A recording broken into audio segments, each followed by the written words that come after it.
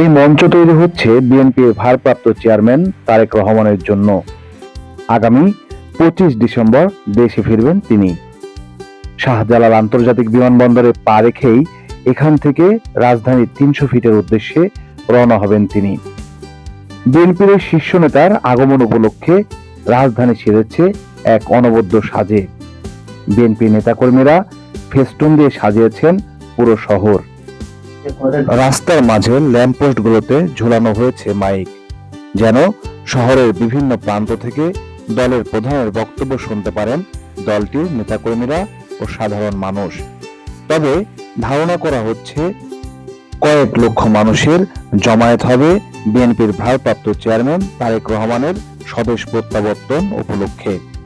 আমরা যখন রাজধানীর 300 ফিটের দিকে যাচ্ছিলাম, তখন আমাদের চোখে পড়ছিল রাস্তার মাঝখানে বিভিন্ন রকমের স্লোগান, যেখানে স্বাগত জানানো হচ্ছিল বিএনপির ভারপ্রাপ্ত চেয়ারম্যান তারেক রহমানকে।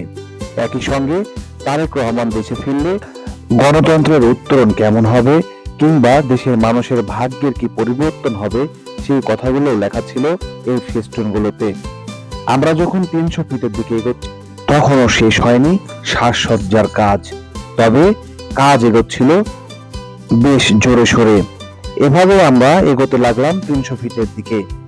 রাস্তায় খুব বেশি যানজট ছিল না এবং আমরা বেশ পৌঁছে গেলাম 300 ফিটে। 300 ফিটে গিয়ে আমাদের সঙ্গে এমন অনেক মানুষের কথা হলো যারা ঢাকায় এসেছেন বেশ কয়েকদিন হচ্ছে। আমাদের সঙ্গে পরিচয় হলো নওগাঁ থেকে আসা গোলাম মোস্তফা নামে এক ব্যক্তির, যিনি গত 5 দিন আগে এই 300 ফিটে এসেছেন তারেক রহমানকে দেখার জন্য। তাকে আমরা প্রশ্ন করেছিলাম, কেন বা 5 দিন আগে আপনি আসলেন? তার উত্তর ছিল, তিনি তার প্রিয় নেতাকে খুব কাছ থেকে দেখতে চান। একই রকম ভাবে বরিশাল থেকে আসা তরুণ তুহিনের সঙ্গে কথা হচ্ছিল আমাদের।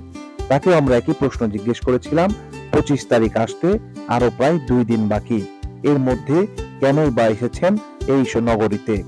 তার উত্তর ছিল, প্রিয় নেতাকে এক পলক দেখতে চান খুব কাছ থেকে, যে কারণে দূরত্ব কিংবা এই রোদ অথবা এই খাওয়া না খাওয়া তাদের কাছে খুব একটা কষ্টদায়ক কোনো বিষয় না। তারা বলছেন, দীর্ঘ সময় অপেক্ষার পর দেশে ফিরছেন তাদের দলের প্রধান, যে কারণে দলের প্রধানের মুখে শুনতে চান আশার বাণী, নিতে চান নির্দেশনা।